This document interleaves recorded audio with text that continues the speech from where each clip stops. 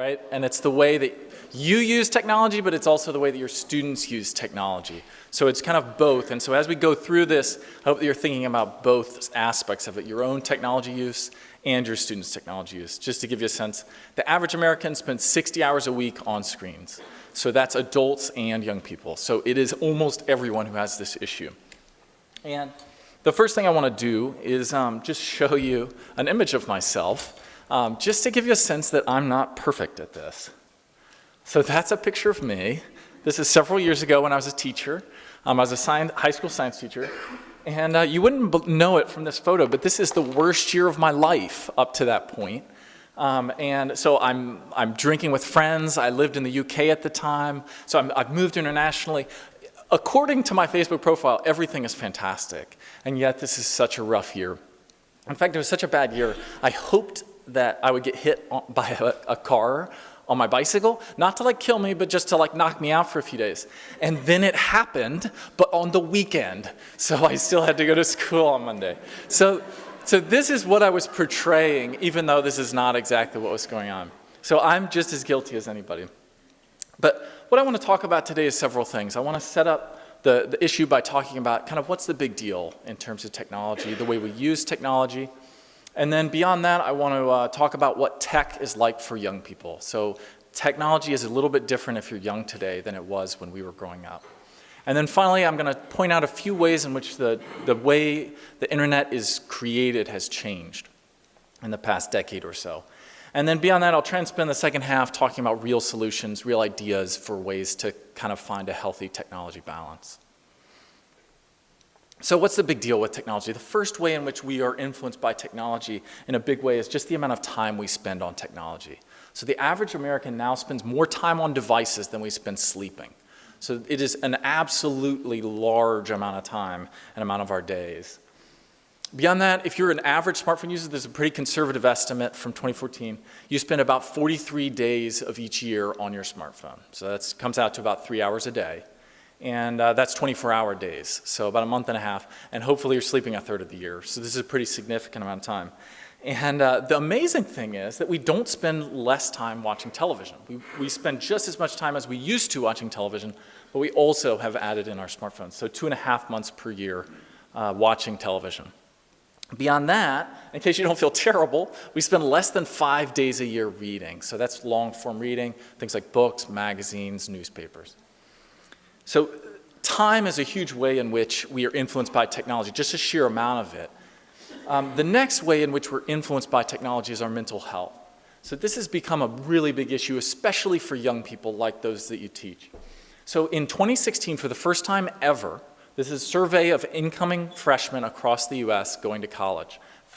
More than 50% of them rated their own mental health as below average. So I think of this as somebody coming up to you and asking the question, are you okay? And you're like, no, I'm not okay. And so that's 2016. So by now, more than half of college students basically feel this way. And what's interesting is that social media has been demonstrated by multiple studies. The University of Copenhagen had 1,000 people, and this is a causal study. So it means that social media actually causes lowered life satisfaction, feelings of depression, feelings of anxiety, feelings of loneliness. Okay? So this is a 1,000-person study from the University of Copenhagen. There was also recently from the University of Pennsylvania a study with college students demonstrating this as well. And then there's a longitudinal study with 5,000 Americans that showed that over time you can predict, based on social media use, you can predict subsequent declines in mental health. So this is where it's a really big deal in terms of mental health. And this is huge because suicidal teenager hospital admissions have doubled in the last 10 years. So this is an issue for everyone, even people who are not suicidal, but it's especially an issue for students who become suicidal. And this is not just young people, but young people do spend 1 hour less together every single day than your generation, than the last 2 generations. So they just spend less time together. So of course it makes sense that they feel lonelier. And 40%, this is the greater population, but 40% of Americans report being chronically lonely. And smartphones have been shown to diminish your cognitive ability. So what these studies are is they have people doing maybe a math problem, a simple word problem, and they have a phone on the table. Sometimes it's not even the person doing the activity's phone. And what they find is that you're actually less intelligent when you're having your phone nearby. There's just some amount of your brain power that goes to monitoring that device. And the other type of study is this type of study where they put two people that don't know each other together, they have them have a conversation, and then they have them rate each other on how trustworthy and how close they feel to the other person. And if there's a phone there, even not your own phone, you rate people as less close and you rate them as less trustworthy. So this is a big deal when you're socializing. It's not, kind of a lot of people, they'll flip their phone over like they're being nice, but that's usually not good enough in terms of the social impact of a phone. So I think this is a huge deal. I think the way we interact with technology, just based on the amount of time with technology and what we already know about the impact, for example, of social media, these effects are huge. And so now I want to talk about what it's like to be young today and using technology, because they probably use it in a little bit different way than you.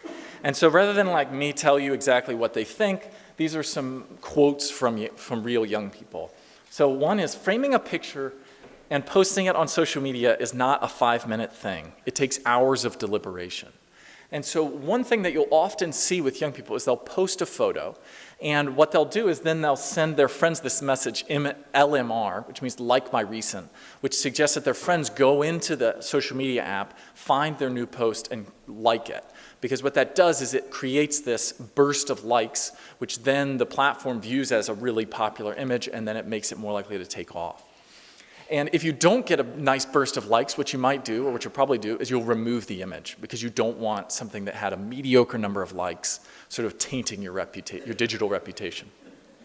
And so here's another quote. If you meet someone new and they ask for your Instagram and you only have 80 followers, they're going to think you're not that popular.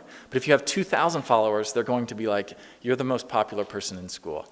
And this is a quote from The Guardian, but I was talking to my cousin over Christmas break, and she literally said like the exact same thing as she was showing me through her Snapchat. So this is pretty cool, but it's very, very difficult landscape for them to navigate. And I'd like to introduce a couple ideas. One is that Snapchat and Fortnite, I'm sure you're maybe more familiar with Snapchat, but Fortnite is a very popular video game. Both of these I think of as boredom engines. And so what I mean by that is it's not just that Snapchat is problematic or that Fortnite are problematic in and of themselves. It's that they are so absolutely stimulating and compelling that the rest of your life begins to look boring in contrast. Right? So when you're playing Fortnite, having a conversation with your parents over dinner is like the most boring thing in the world, because Fortnite is that good. And so when we spend a lot of time doing these activities, what happens is the rest of your life begins to look boring, and so you begin to crowd those other activities out. So that's how I think of these things. And I would even throw television into this mix sometimes as well, particularly modern television, where you have this compelling story where you just watch one episode after the other. But these young people they're pretty self-aware. They are not like zombies who just have no clue this is going on. A recent Pew survey found that 57%, and this is of teenagers, are actively trying to spend less time on social media. Right? They are not like oblivious to this. And 58% have actually taken a break before. They've logged off of, or excuse me, not logged off. They've removed some app, some social media app from their phone. But it's very difficult to just ask young people to opt out of this, right?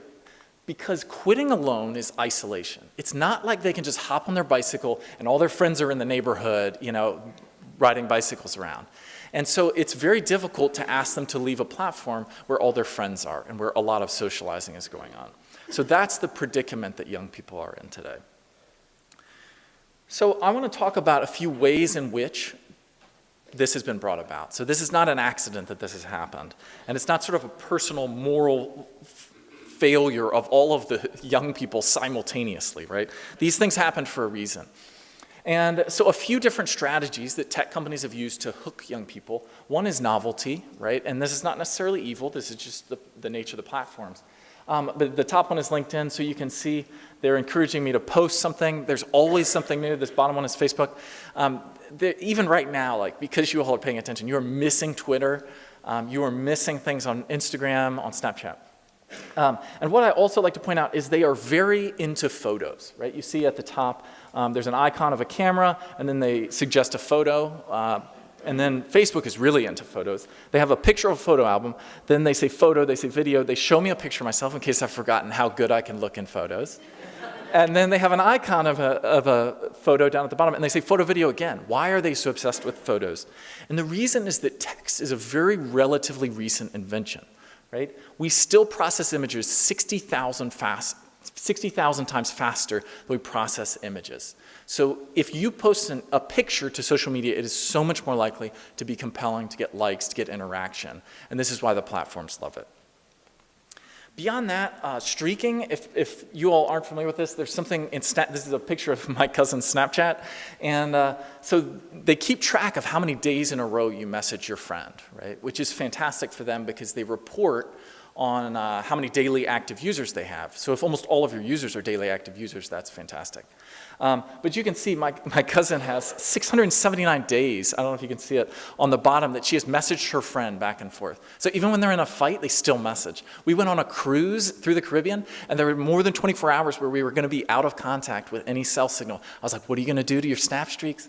And she was like, not a problem. I gave my friend my password. She's going to log in.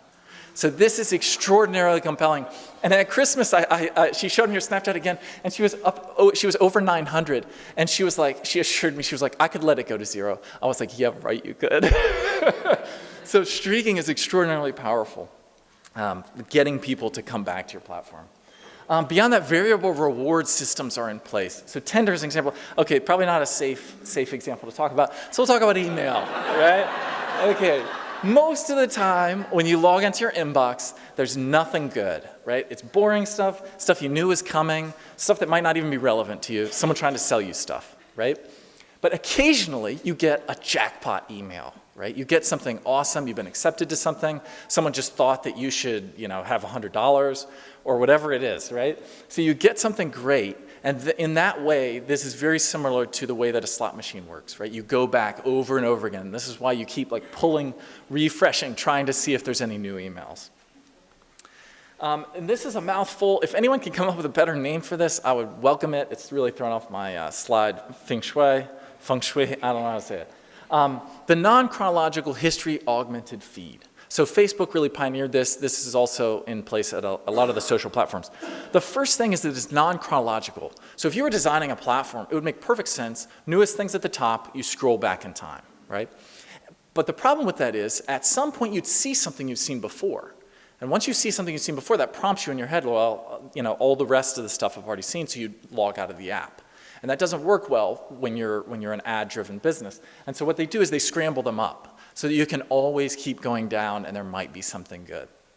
So that's non-chronological. And history augmented, that just refers to every way that you interact with the website. In the browser, they can tell what you're hovering on, even if you don't click. They can tell all kinds of things. And then in the app as well, they take that information and then they put more of those things that you've interacted with in the past into your newsfeed to make it better and better over time. So these are several ways in which we've gotten hooked into these platforms, and especially on young people who very often have grown up, even from 5th, 6th grade, on these platforms. So now I want to move over into the solutions side of things. So what can we do as individuals? I mean, there's bigger ideas. What should we do in terms of regulation, blah, blah, blah. I don't really mess with that very much. What I talk about is what you can do today.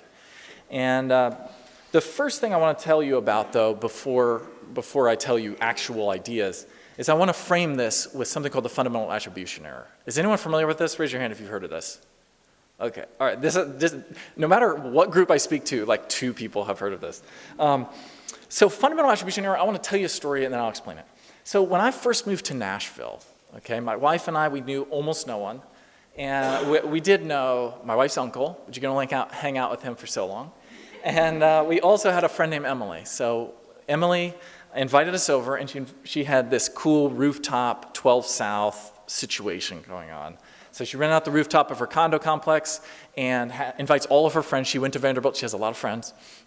She invited all of them over to meet us. And if you had been at this party and we had done one of these reality television interview booths, right, where like we're doing a confessional, and you'd asked her friends to describe my wife and I can almost guarantee you they would have said we were standoffish, shy, timid maybe. And of course, like then you flip over to me and somehow like I know what the other person in the confessional booth said. I would say something like, that's ridiculous. Think about this situation, right? I know no one but 2 people at this party. They know everyone but 2 people at the party. So of course I'm gonna act differently because I don't know how a comment that I say or a story I tell is gonna go over. And this illustrates the fundamental attribution error. This is our tendency to overestimate personality when we try and figure out why behaviors are happening, and we underestimate situational factors. And if you work, which you all do, you will see this all the time when you talk about coworkers. Very often we'll say somebody's lazy because they're late. They're always late.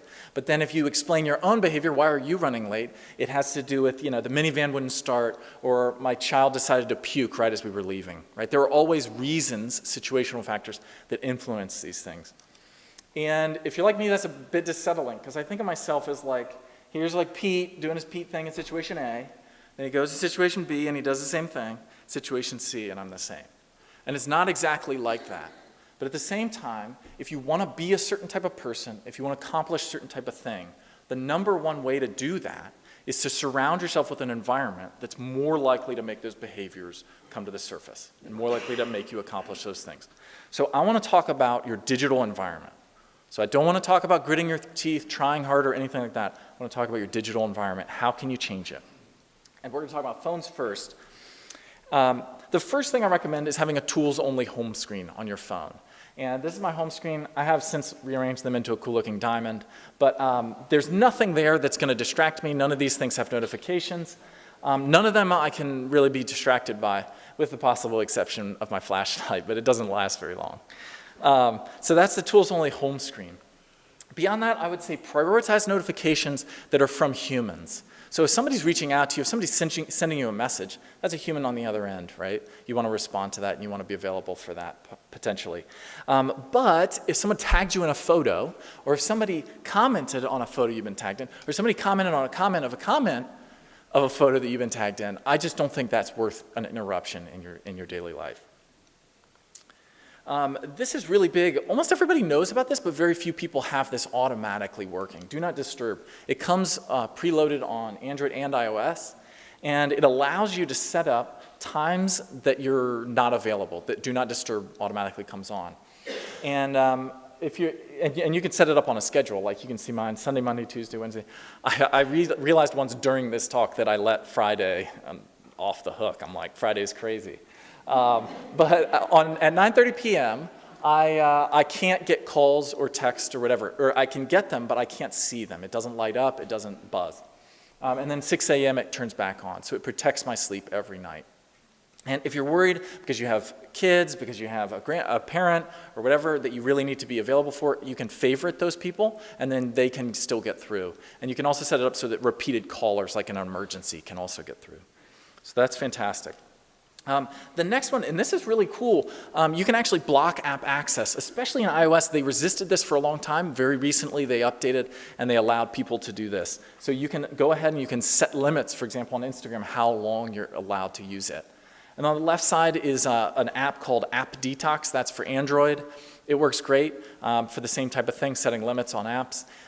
Also, if you have a Pixel or something and you're on the newest Android, they have their own built-in feature for this. Now I want to talk about the difference between a phone and a laptop. And I want to encourage you to shift as much use from your phone to your laptop as possible. There's a couple of reasons. Number one is that your phone is tremendous as a media consumption device. Right? It's very good at watching videos, very good at scrolling through news feeds. It's not very good when you need to do some actual work. Right? Very often if you get an email on your phone, you'll switch over if it takes sort of more than just a yes or no answer. You'll switch over to your laptop, which has that keyboard, which is much better at input.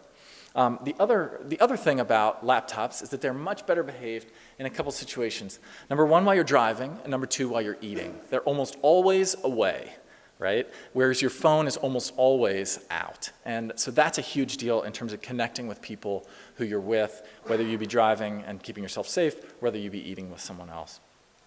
So now that I've started talking about the laptop, what can you do to your laptop? So there are some answers to this question. And the first is I recommend turning off autoplay, right? You go into your account settings on Netflix, and they bury it. You got to scroll down, and you got to click something in the middle. And eventually, you find that checkbox, and you can check that off and turn off the autoplay. That will save you 100 hours in the next year if you watch Netflix, guaranteed. The next category of things I want to talk about, that's not good. Does anybody know why that happened? There we go. Is it like? Give it 10 seconds. Okay. I think I've been hacked. Okay. All right, we're back up. Okay, so what I want to talk about is Chrome extensions, a few different Chrome extensions. So how many of you are familiar? Raise your hand if you've heard of a Chrome extension. Okay, most of you, fantastic. So I talk about Chrome extensions because Chrome's the most popular browser. But a lot of these, if you're on Safari, if you're on Firefox, whatever else, these exist on other platforms. So the first one I'm partial to because I created it, but what it does, it's called SCROLLSTOPPER. And what it does, say you have a LinkedIn problem. So you can go and then you scroll down, and you scroll down, you scroll down, just scroll down for ages. And they just load up more and more content. So if you go in and you enable SCROLLSTOPPER, there's a one-click install, and you refresh the page, it actually puts a bottom to the scrolling. So you can go on, you can enjoy a little bit of LinkedIn, but pretty quickly you hit the bottom, and there's no more. And so this works on Facebook, Instagram, Twitter, Pinterest, Reddit, and that's SCROLLSTOPPER. The next one is called STYLEBOT. STYLEBOT is really cool, especially for teachers. When I was a teacher, I used this all the time. And so what you can do is you can open up STYLEBOT. This is YouTube, obviously. And say you don't like the subscribe button, right? You can click on that, and you can click hide. And the subscribe button is gone forever, right? As long as you go to YouTube, that subscribe button's gone. So I used to use this to remove comments from the internet that I didn't want students to see when I was showing them something, or what's up next, right? There's a great opportunity there. Also, if you're reading online and you become distracted, one of the great things you can do is you can remove those links from the gutter, right? As you're reading down an article and there's these links pulling you away, like the Kardashians keep doing things. What you can do is you can actually remove those links so that you don't see them. The last thing I'll say real quick is if you hold down Control when you click on a link, that's on Windows, or it's Command on a Mac, as you click a link, it will open it in a new tab, and it will not move your focus to that tab. So if you're reading something and you want to see what's behind that link, you can hold down Control, click the link. It will be there once you finish your article versus kind of taking your attention immediately to that link. Stay focused, so we're getting more intense. What Stay Focused does is it allows you to set limits on sites that you have trouble getting off of. So LinkedIn is another example. I feel like I pick on LinkedIn a lot in this. But basically what you can do is you allot yourself some amount of minutes per day, and you can choose how many sites you want to block. And so you can choose as many as you want, and then for that group of sites, you get 10 minutes each day. And so if you go back onto LinkedIn, and you hit your time limit, it will suggest that maybe you should be working, which is pretty great in terms of self-regulation. And this is even better if you want to do the reverse, right? So you can do allowed sites, and you can set it up so that you're only allowed to go to certain sites. And then you program in whichever sites you want, and then you choose the nuclear option, and you can choose how many hours you want to do that for, and you can only get to those sites, right? So that's Stay Focused. If you want to be really hardcore, though, you need to install something directly onto your PC. And this is called Cold Turkey. What it does is it allows you to schedule times in which you cannot access the internet. And of course, you can block certain things, you can let certain things through. The way I set it up is until 10 a.m., I don't have access to anything. And I have about 13 sites that I've set up that I can get to that I've considered productive. And that makes a big difference when it comes to your getting work done, especially at the beginning of the day when you set the tone for your day. So this is my slide site. You can see it's working, but once I go over to Google, it pretty quickly shuts me down. Okay, and it shows some ridiculous Abraham Lincoln quote, which I don't even think is real. Okay, so that is most of what I want to talk about today. I do want to talk about empowering your children or young people that you work with. And what I've got is I've got a piece of paper that hopefully Shalene is going to pass out, or maybe already has passed out. And so it actually has the empower your children part. Well, how am I doing on time? Do I have a couple moments? Okay. All right, I'm just going to tell you this stuff then. Okay, so how do you empower young people? So I have some do's and don'ts. Don'ts, I recommend not using devices as a reward, a punishment, or an anesthetic, right? Very often, there's this tendency, you know, I can't handle whatever Randall today, just give him an iPad, right? And I would recommend not doing that. Beyond that, I also recommend not being the power switch. So if you're having a power struggle every day with students about their technology, that's not a position you want to be in. And so there's a lot of options: Circle, Kirby, NetNanny, Bark, and then even in iOS, there's some parental set controls, and then Google just released something called Family Link. So there are ways to kind of set that up so that you're not constantly regulating that yourself and spending the goodwill that you've built up with somebody to regulate their technology use. Also, please don't misuse technology yourself. It's very hard to tell young people to do something that you're not willing to do yourself. And then really, really important, this is not so much applicable as teachers, but if you're a parent, don't let devices into the bedrooms, right? There's a lot of evidence that it disturbs sleep. So what should you do? I recommend auditing your family device use. There are some great tools out there. One's called Rescue Time, one's called Moment, and there are now some built into the phones. Really take a week and audit what you all are doing as a family. Make it a family thing instead of a you thing. And then this recommendation, cut your media time in half. This comes from The Art of Screen Time, which is a great book if you're interested in learning more. It's very balanced. And she recommends cutting your media time in about half and talking to your children about what's in the content. So there's evidence that you actually lose out on pro-social messages in things like Sesame Street, Daniel Tiger's Neighborhood, these children's shows. Actually, the children don't get the message about generosity, about sharing, whatever it is, unless they discuss the content afterward. So spend some time and talk to young people about what they're consuming. And then another big thing, especially for mental health, is diversifying your friend portfolio. This is really big, especially with cyberbullying. If you have a lot of different niches of friends, it's much more likely that you're going to handle those ups and downs of friendships when you have different friend groups. Because if the swim team, all of a sudden everybody hates you for some reason, well, you still have some other group you're a part of. But if all of your whole world is all in this one place, it becomes very difficult to cope when things go poorly. Also, I recommend scaling technology use with age. So as you grow older, you should be able to handle more and more of making those choices yourself. I think it's a bit ridiculous to expect very young children to self-regulate on technology. And then the final one, this really isn't about technology, but if you have to have a difficult conversation, walking as you have that conversation tends to come up with better solutions as opposed to sitting across from each other in sort of an argumentative way.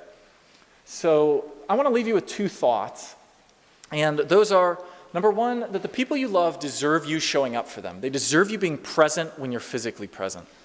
And beyond that, I think the most effective way to do that is to be ruthless with your environment. So whatever it takes to get your environment in place, do it. But be compassionate towards yourself. You're going to fail. A lot of these technologies are designed to have you use them over and over again. You're going to fail, but keep working on that environment and you'll get to a healthier place.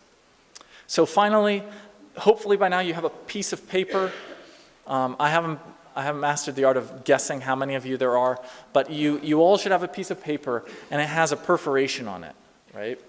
So this is where things get really complicated. It has a perforation, it's hard to see, and some of you might be the lucky people who don't have a perforation, but most of you should have a perforation. And you can tear that, and what I want you to do is on the bottom of it, there's a thing that says commit to change. In the future, going forward, I will. And what I want you to do is pick something. It could be something off of this list of things I've come up with, or it can be something that you come up with. But find some way to take what you've learned today and really commit to applying it. So I want you to keep that. And on the back, it has the do's and don'ts as well.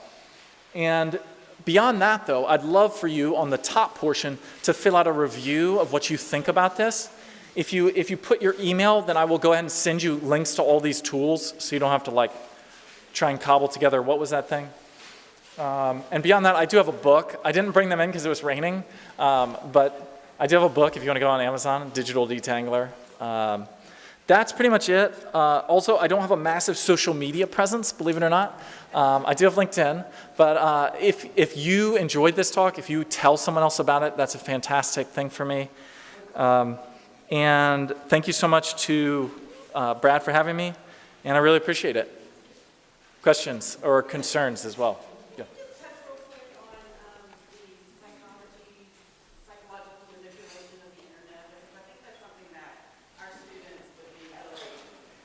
Yeah. Yeah. So I touched on a few of those things, but there's all kinds of things. Like for example, another thing I didn't have time to talk about. Snapchat has this feature where you can see if people have read the message. So if I text you, it's like, and you don't respond, it's like maybe you're just like, you know, not into me, but more than likely you're doing something, right? I can rationalize that way in my mind.